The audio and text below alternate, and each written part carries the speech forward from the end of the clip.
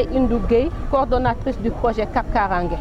Donc dañu ñëwoon fii ci Thiès parce que ayubés bee passé direction des transports routiers dafa génne woon benn communiqué pour fàttali sénégalais yi ni remplacement permis de conduire bi dafay jeex ci région de Dakar le 31 décembre 2019 yeneen région yi nag mi ngi jeex le 27 juillet 2020 léegi nag su passé délai boobu képp ku am permis de conduire boo xamante ne ñu ngi ko def ci format këyit boo xamante ne mooy bu rose bi dootoo mënati dawal ci Sénégal léegi nag dootoo mënati dawal ci Sénégal ça ne veut pas dire que sa permis baaxul am nga permis ba tey mais pour nga mën dawal il faut que nga remplacer ka su passé délai boobu itamit waxuñu ni remplacement bi dañ koy arrêté remplacement bi dina continuer mais ku am permis bu rose mënatuloo dawal bala ngay mën a dawalaat il faut que nga remplacer sa permis bu rose léegi nag yeneen date yu am importance yu ñu mën retenir ci projet Cap Karange bi mooy le 11 novembre le 11 novembre si la ñuy commencer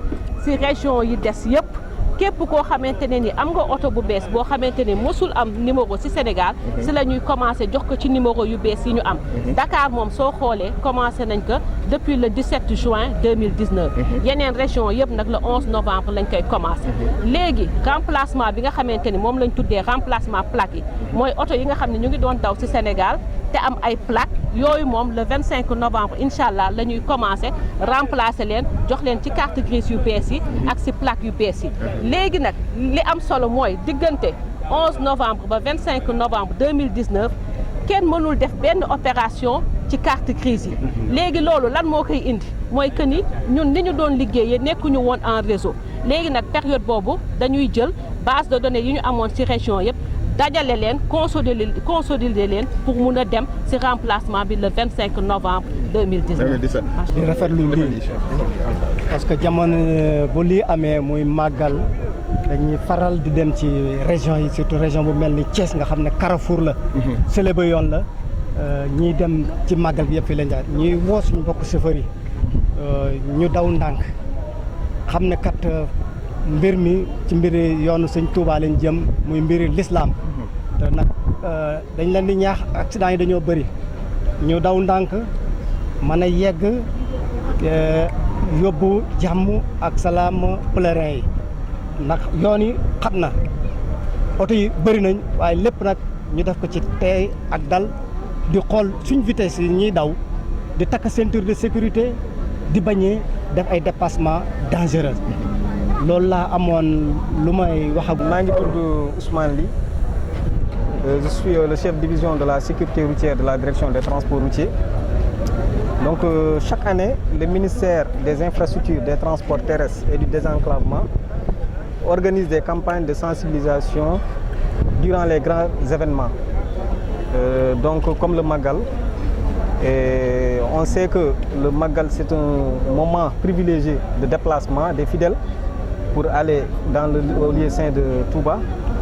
Donc qui dit déplacement de masse dit susceptible d'avoir beaucoup d'accidents de circulation.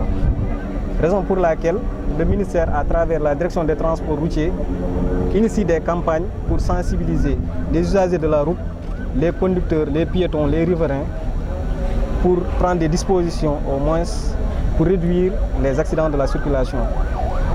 Cette année, comme l'année dernière, on lance la campagne ici à la gare routière de Thiès. Donc cette campagne vise à conseiller ou bien à sensibiliser les usagers pour au moins avoir les bons comportements. Parce qu'il y a certains accidents qui peuvent être évités avec de petits gestes. Donc quand vous avez un véhicule, il faut d'abord au préalable voir est-ce que tout va bien d'abord. Donc il faut regarder, il faut faire l'entretien préventif. Il ne faut pas attendre que votre véhicule tombe en panne pour voir ce qui ne va pas. Donc il faut l'entretien préventif. Éviter aussi l'excès de vitesse. Parce qu'il y a certaines années qui sont passées, notre problème était les chocs frontaux. Et alhamdoulilah, on a eu la Touba maintenant, il n'y a plus de chocs frontaux. Donc maintenant c'est l'excès de vitesse. Et ces excès de vitesse peuvent être évités. Donc rouler ici à Touba à 90 km, ça ne vous coûte rien. Roulez doucement, allez doucement. Et vraiment, si vous êtes fatigué, se reposer. Regardez si vous avez tout le matériel en cas de panne. Respectez la limitation de vitesse éviter les dépassements dangereux, éviter aussi les surcharges. Regarder aussi la pneumatique. Donc ce qu'on conseille aux usagers de la route. On a constaté que 83% des accidents mortels sont dus aux véhicules de transport en commun. Donc on demande à nos partenaires, les chauffeurs professionnels, de faire vraiment attention sur la route et dire que comme que la route c'est votre bureau, je dirais c'est votre bureau de travail, donc il faut être tolérant vis-à-vis de vos partenaires qui sont sur la route. Surtout au téléphone au volant. Oui, évitez aussi le téléphone au volant parce que c'est un facteur d'accident. Donc quand vous êtes au volant, vous n'êtes pas à 80% de vos capacités. Donc il faut éviter le téléphone au volant. Si vous êtes fatigué, se reposer. Donc c'est ce qu'on conseille aux usagers de la route. Merci.